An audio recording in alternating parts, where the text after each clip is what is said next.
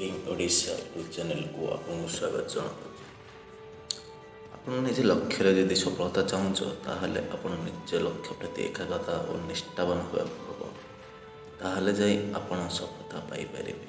ନହେଲେ ଖାଲି ବସିକି ଭାବୁଥିବେ, ଜୀବନରେ କିଛି କରିପାରିବେ ନାହିଁ। ଆପଣ ଜାଣିଥିବେ ଆମେ ଯେଉଁ କାମ କରିବାକୁ ହେଲେ ଫାଷ୍ଟ ଚିନ୍ତା କରୁଛେ ଆମେ ତାଠୁ ଅଧିକ କିଛି କରୁନାହିଁ। ଆମେ ୟୁପିଏସସି କି ଓଏସ୍ କି ଅଦର କମ୍ପିଟେଟିଭ୍ ଏକ୍ଜାମ୍ ହେଉ କି ନିଟ୍ JEE ବିଟ୍ ଏଣ୍ଟ୍ରାନ୍ସ ପାସ୍ କରିବା ପାଇଁ ଆମେ ଚିନ୍ତା କରୁଛେ, ତାହା ଆମେ କରୁନେ। ଖାଲିଟାରେ ବସିକି ଭାବୁଛେ, ତାଠୁ ଅଧିକ କରୁଛେ ଯଦି କିନ୍ତୁ କ୍ୱାଲିଫାଏ କରିପାରୁନେ, କାରଣ ଆମେ ତା ପାଇଁ ବସିକି ଯେତିକି ପ୍ରିପାରେସନ୍ କରିବା କଥା ସେତିକି କରୁନେ।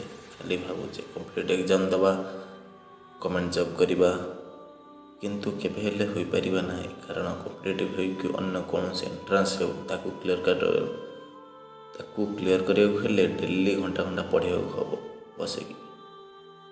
ବସି ଅଣ୍ଟା ବିନ୍ଧା ହେବ, ରାତି ଅନିଦ୍ରା ହୋଇ ଆଖି ପଡ଼ିବ। ତା ସହିତ ଘରର ଅନ୍ୟ କାମ ଥିବ, ଟେନସନ୍ ବି ଥିବ, ସବୁ ଆପଣଙ୍କୁ ହ୍ୟାଣ୍ଡେଲ୍ କରିବାକୁ ହେବ।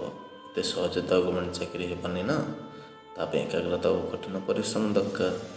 ତାପରେ ଯାଇ ଗଭର୍ଣ୍ଣମେଣ୍ଟ ଚାକିରି କରିହେବ, ଏ କଥା ଆପଣ ଭଲରେ ଜାଣିଛନ୍ତି କିନ୍ତୁ କରୁନାହାନ୍ତି। ଥରେ ବସିକି ଭାବନ୍ତୁ ତ ଆପଣ ଜୀବନରେ କରିବେ କ'ଣ? ଆମେ ଫାଲତୁ ଟାଇମ୍ ୱେଷ୍ଟ କରୁଛେ କିନ୍ତୁ ଆମ ଲକ୍ଷ୍ୟ ପ୍ରତି ଏକାଗ୍ରତା ଓ ନିଷ୍ଠାବାନ ହୋଇପାରୁନି, ଯେଉଁଟା ଆମ ଲାଇଫ୍କୁ ବଦଳାଇ ଦେଇପାରିବ। ଗୋଟେ କଥା ମନେ ରଖନ୍ତୁ, କେବେ ହେଲେ ବି କାହାକୁ କୁହନ୍ତୁ ନାହିଁ ଆପଣ କୌଣସି ଏକ୍ଜାମ୍ ପ୍ରିପାରେସନ୍ କରୁଛନ୍ତି, ସେ ୟୁପିଏସସି କି ଓଏସ୍ ହେଉ କି କମ୍ପିଟେଟିଭ୍ ହେଉ। ଆପଣ ନିଜକୁ ଖାଲି ଟିକେ ଶୋ କରିବା ପାଇଁ, ସେମାନେ ଆପଣ ଭଲ ଟିକେ ଖାଇବା ପାଇଁ ଖାଲି କହିଦେଉଛେ। ସାହି ପଡ଼ିଶା ବନ୍ଧୁବାନ୍ଧବ କହିଦେଉଛେ, ହେଲେ କିଛି ଲାଭ ନାହିଁ। କେହି ବି ଚାହିଁବେ ନାହିଁ ଆପଣଙ୍କ ପରିବାର ଛଡ଼ା ଆପଣ ଭଲ ଚାକିରି କରନ୍ତୁ। ତେଣୁ କାହାକୁ କିଛି କହିବା ଦରକାର ନାହିଁ। ନିଜ ଲକ୍ଷ୍ୟରେ ଏକାଗ୍ରତା ସହିତ କଠିନ ପରିଶ୍ରମ କରନ୍ତୁ, ଦେଖିବେ ସଫଳତା